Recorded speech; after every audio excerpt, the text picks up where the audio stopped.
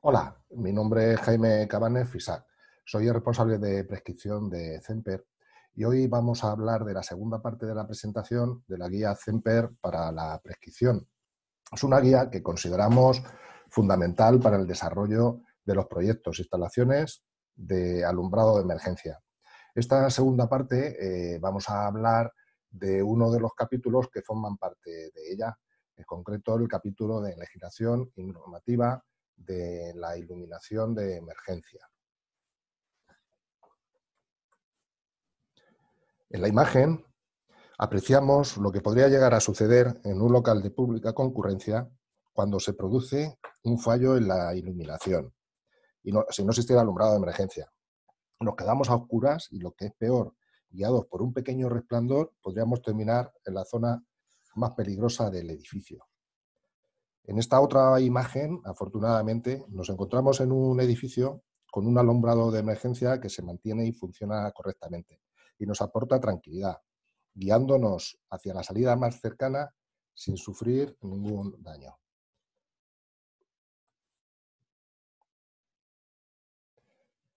La función más importante que exigimos a un edificio en estado de emergencia es poner rápidamente a salvo a las personas. En el recorrido de evacuación digital que hemos realizado gracias al software BIM Revit, podemos apreciar cómo una clara señalización ayuda a alcanzar una zona segura. Podemos decir que iluminación de seguridad y la correcta señalización de la ruta de evacuación aseguran que dejemos atrás el peligro.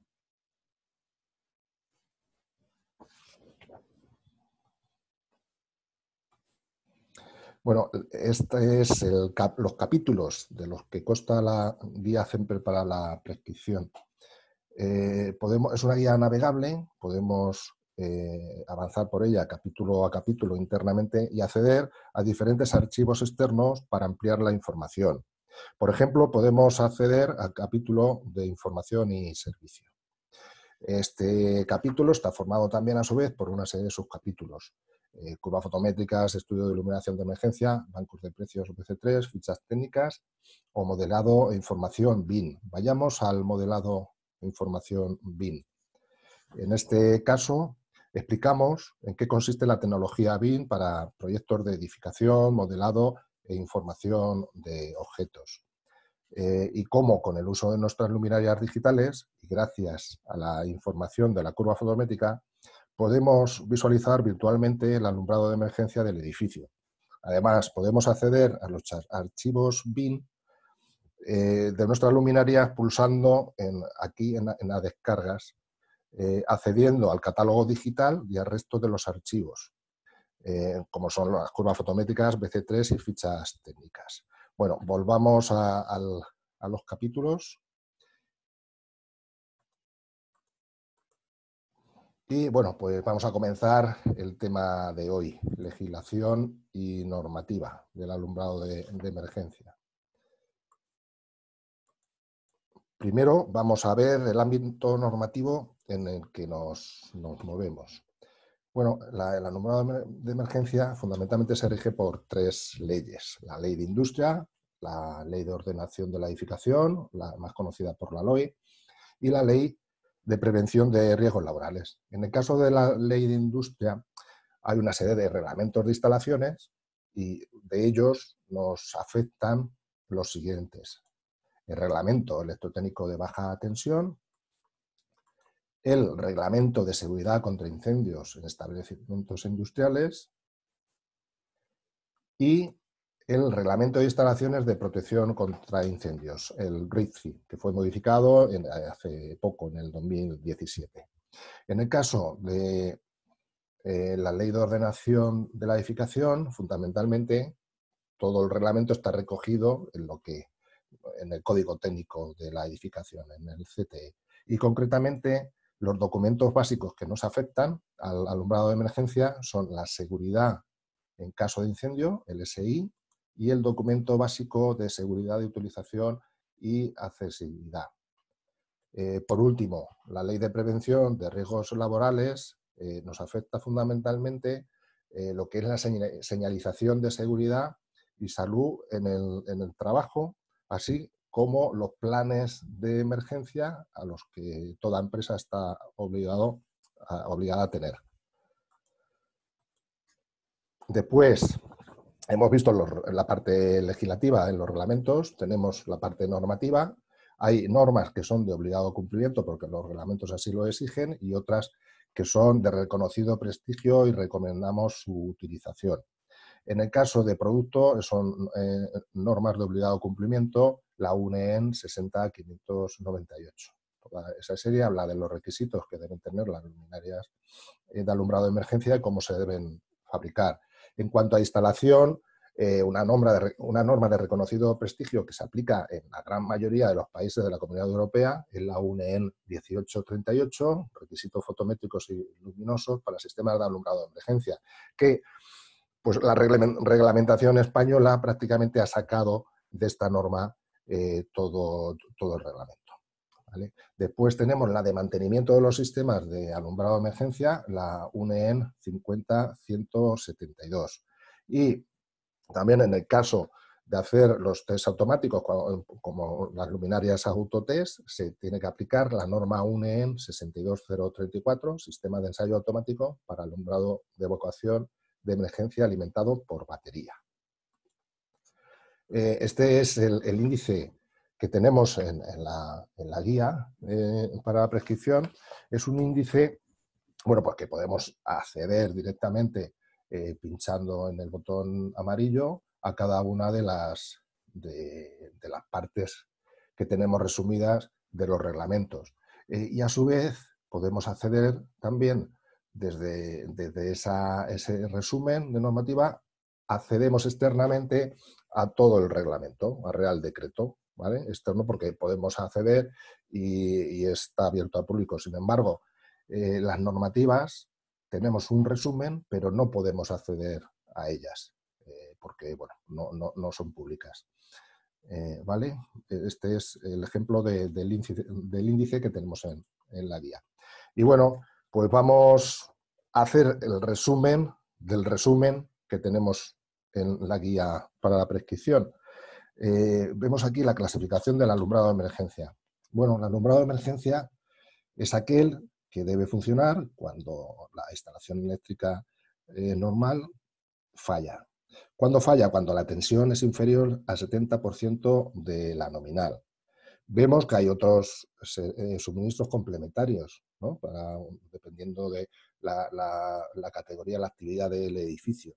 Existe el suministro de socorro, que nos tiene que dar un 15% de potencia, el suministro de reserva, que nos da un 25%, o el suministro duplicado, que nos da un 50%. Independientemente de estos suministros, en los locales de pública concurrencia hay que tener una instalación de alumbrado de emergencia, independiente del resto de suministros. Bueno, pues el alumbrado de emergencia se compone de dos alumbrados. Está agrupado en otros dos, el alumbrado de seguridad y el alumbrado de reemplazamiento. ¿Vale? El alumbrado de seguridad, a su vez, lo forman el alumbrado de evacuación, el alumbrado de ambiente antipánico y el alumbrado de zonas de alto riesgo.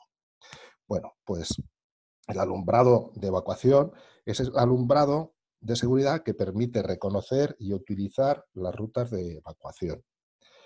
El alumbrado ambiente o antipánico es el alumbrado de seguridad que permite a los ocupantes la identificación y acceso a las rutas de evacuación, identificar obstáculos. El alumbrado de zonas de alto riesgo, pues es aquel alumbrado de seguridad que garantiza la seguridad de las personas ocupadas en actividades potencialmente peligrosas o que trabajan en un entorno peligroso.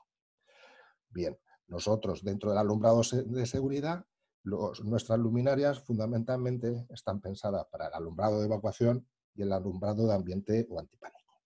Vale, y el otro gran grupo que forma el alumbrado de emergencia es el alumbrado de reemplazamiento, que es el alumbrado de emergencia que permite la continuación de las actividades normales.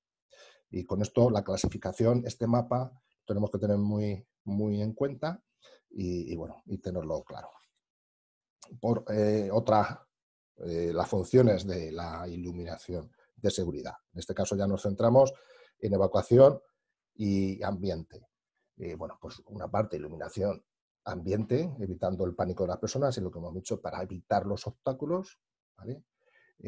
Ofrecer la suficiente iluminación en las rutas de evacuación, garantizar que los elementos manuales de protección contra incendios son fácilmente identificables y, por último, mostrar claramente la ruta de evacuación con indicadores claros, iluminados, ¿vale? Para que se vean la señal por donde tenemos que avanzar.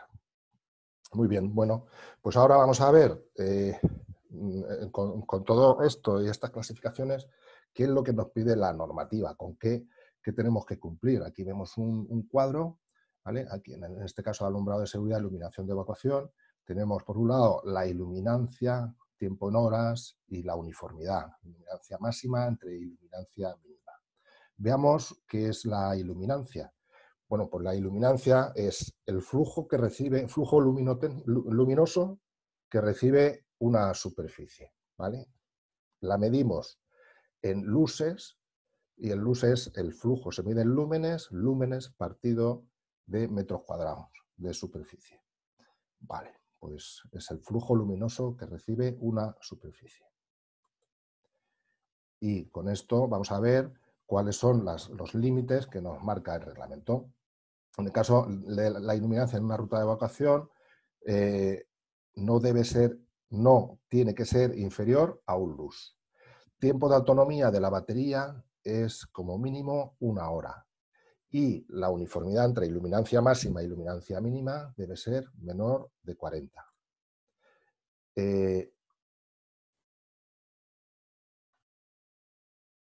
En el caso, perdón, de equipos de protección, bueno, la medida, hemos visto anteriormente, de la ruta de evacuación se mide en el eje de la ruta, ¿vale? En este eje. Tenemos que medir un lux. Y en el caso de los equipos de protección de manuales de contraincendios, debemos conseguir una iluminancia de 5 luces durante también un tiempo de 1 hora y con una uniformidad menor de 40.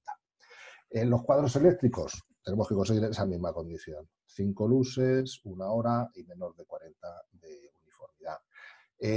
A ver, en los recorridos exteriores hasta una zona exterior de seguridad también debemos iluminar. En muchas instalaciones esto no se hace, pero tenemos que esa ruta hasta la zona exterior segura también hay que iluminarla porque puede fallar el alumbrado exterior, con una iluminancia de un lux durante 1 hora y menor de 40. Y después en las zonas de hospitalización, donde hay camas hospitalarias, no así en las consultas, también las condiciones son superiores. Tenemos que conseguir en toda esa zona, en todo ese recinto, una iluminancia de 5 luces, con una autonomía de 2 horas y con una uniformidad menor de 40. En el caso ahora pasamos a otro de las partes del alumbrado de seguridad, que es el alumbrado ambiente de alto y pánico. Este hemos dicho que es para evitar los obstáculos y que nos permita llegar hasta las vías de evacuación. Bueno, pues las condiciones que nos pide el reglamento, los límites son iluminancia de 0,5 luces, medida a nivel de suelo y hasta 1 metro sobre el nivel del suelo. Toda esa zona tiene que tener 0,5 luces como mínimo durante 1 hora y con una uniformidad entre iluminancia máxima y iluminancia mínima menor de 40. Bueno, en tema de las zonas de alto riesgo, en este caso, que es otra de las partes del alumbrado de seguridad, aquí lo que nos pide el reglamento es una iluminancia que sea la mayor entre el 10% de lo que pide la iluminancia en condiciones normales, lo que pide el reglamento de iluminación convencional, que tenga esa iluminancia, el 10%, o 15 luces. El valor máximo es el que tenemos que conseguir en nuestro proyecto, que tenga las zonas de alto riesgo. Después, la autonomía es el tiempo necesario para suspender esa actividad peligrosa. Y la uniformidad que se debe conseguir en la zona que consideramos peligrosa es menor de 10. Bueno, y ya de las dos partes que forman el alumbrado de emergencia, el alumbrado de seguridad, veamos ahora el alumbrado de reemplazamiento. Este alumbrado es el que debemos conseguir en las salas de intervención, tratamiento intensivo, curas, paritorios o urgencias. La iluminancia debe ser exactamente igual que la iluminancia con alumbrado normal y con una autonomía de 2 horas. Aquí es mucho más exigente, es un trabajo que debemos garantizar que se termina adecuadamente, por eso la autonomía es mayor. Y con una uniformidad que es la que nos exige también el alumbrado normal. Bueno, con esto está la clasificación del alumbrado de emergencia clara. ¿Vale? Vamos a ver también lo que dice tanto la normativa en la instrucción técnica complementaria BT 28 del Reglamento Electrotécnico de Baja Tensión, como el Código Técnico de la Edificación en el documento básico SUA 4, ¿vale? Donde se debe instalar las luminarias. Pues la luminaria se debe instalar siempre mayor o igual a 2 metros de altura, cerca de las escaleras. Cerca significa una medida horizontal de 2 metros desde el punto que queremos iluminar en horizontal. Bueno, cerca de cada cambio de nivel, en los cruces, intersección de pasillos, cambios de dirección, en las salidas de emergencia, cerca de los equipos manuales de extinción, cerca de los puestos de primeros auxilios, cerca de los cuadros eléctricos de distribución de alumbrado, en las salidas de emergencia, iluminarlas bien para que queden identificadas, y también importante en las señales de seguridad, que queden claramente identificadas, iluminadas, para que se vean perfectamente. Bueno, ya que estábamos hablando de señales de seguridad, lo que es conveniente decir que la iluminación, lo que nos pide la norma UNE 23034/88, que es de obligado cumplimiento, que las señales estén iluminadas, pueden estar iluminadas externamente, si es opaca, o internamente, si es parcial o totalmente translúcida. Bien, bueno, el Código Técnico de la Edificación en el documento básico SUA 4, que es de obligado cumplimiento, y la norma UNE en 1878, que aunque no es de obligado cumplimiento, hemos visto que es de reconocido prestigio y una norma de referencia, nos dice una serie de condiciones que debe tener la señal, como son una luminancia. La luminancia, ¿qué es? La luminancia es el efecto de luminosidad que tiene una superficie que vemos con la retina del ojo, tanto si procede de una fuente que tiene luz, como si procede de una fuente secundaria o superficie que simplemente refleja la luz. Es la relación entre intensidad luminosa y la superficie aparente. La superficie aparente es la que ve el ojo, por eso tiene una inclinación, y por eso multiplicamos la superficie real por el coseno de alfa. Y bueno, pues dividimos esa intensidad luminosa que llega hasta esa superficie entre la superficie aparente y obtenemos la luminancia. La luminancia se mide en candelas metro cuadrado, y en el caso de lo que marca el reglamento, el Código Técnico de Edificación y la norma UNE 1878, es que la luminancia sea mayor de 2 candelas metro cuadrado. ¿Vale? Esto también nosotros recomendamos el uso de señales iluminadas internamente, y si no se utilizan este tipo de señales y son iluminadas externamente, pues podemos poner la fotoluminiscencia, ¿vale? Pero lo que sí debemos tener claro es que esas señales fotoluminiscentes también hay que iluminarlas. Tiene que quedar una luminaria cerca de ellas para que la veamos adecuadamente y podamos cumplir con esto que marca el reglamento. La relación entre luminancia mínima y máxima en el color blanco es mayor o igual de 10:1. La relación entre luminancia blanco, luminancia de color, es mayor o igual de 5:1 y menor de 15:1. y el 50% de la luminancia lo debemos conseguir a los 5 segundos y el 100% en 60 segundos. Bueno, aquí hay otro tema que nos marca la UNEN 1838, pero la reglamentación está un poco, bueno, pues dice que las señales tienen que ser para unas distancias determinadas, unas medidas fijas, unos formatos fijos. Ahora veremos cómo eso está cambiando y se está reflejando en las normativas de obligado cumplimiento. ¿Vale? Entonces nosotros en Semper calculamos nuestros formatos de señales basándonos en la norma UNEN 1838, que está lo que nos dice que en función del ancho de la señal conseguimos la distancia visual máxima. ¿Vale? Entonces, si la señal está iluminada externamente, la fórmula es Z, que es una constante, en este caso, que es 100, por la altura de la señal.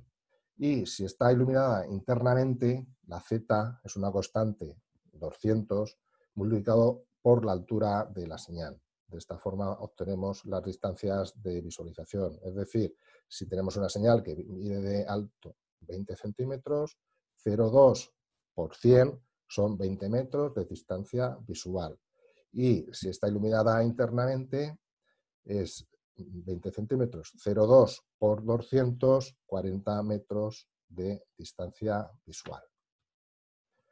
Bueno, ahora cabe decir un tema que hemos comentado antes. Ahora, recientemente se ha modificado la norma UNE 23033 que afecta a los pictogramas de las señales de protección contra incendios. Bueno, los pictogramas se ajustan a los definidos en la norma UNE ISO 7010. Antes convivían con los que marcaba esta norma y ahora se unifican. Todos los pictogramas son iguales a partir de, bueno, de ya. ¿Vale? Con lo cual vemos que algunas señales son diferentes anagramas, pero ahora se unifica y es de obligado cumplimiento. ¿Vale? Después también, otro tema importante que marca esta modificación es que regula el cálculo de tamaño de la señalización en función de su distancia de observación, como hemos visto anteriormente, y nos olvidamos ya de los formatos fijos en función de las distancias que deberían cubrir que marcaba antes este reglamento. ¿Vale? Pues es una modificación que unifica lo que hemos visto con la norma UNEN 1838. ¿Vale? Ahora, lo más importante, la que nos afecta a nosotros realmente son las señales de evacuación, bueno, que incorpora de forma exclusiva la norma UNE 23034. Esta todavía no ha salido, pero está en revisión y va en este mismo sentido. Bueno, pues continuemos.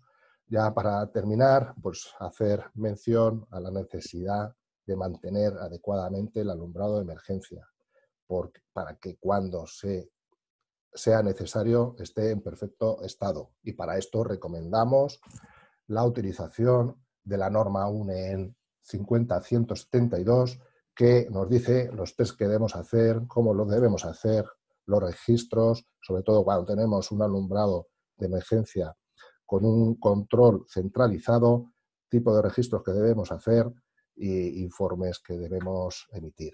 Recomendamos la utilización de la norma UNEN 50172 y estamos haciendo todo posible para que sea de obligado cumplimiento. Bueno, y por último, hacer mención a los sistemas de control estándar y bueno, que se prohibieron el año pasado mediante decreto en la Comunidad de Madrid. El decreto 17/2019 prohibió la instalación de las luminarias con un control estándar, exigiendo como mínimo un sistema ZX, un sistema de control de autotest, poco en base a lo que hemos visto del mantenimiento para asegurar que las luminarias estén en perfecto estado. Y bueno, pues con esto termino la presentación de hoy. Queda una tercera parte y bueno, espero que también asistáis. Agradecer enormemente vuestro tiempo prestado y si tenéis alguna duda y alguna aclaración, no dudéis en contactar conmigo. Ahí tenéis mis datos, tanto por correo como por teléfono. Bueno, pues muchas gracias y hasta la próxima.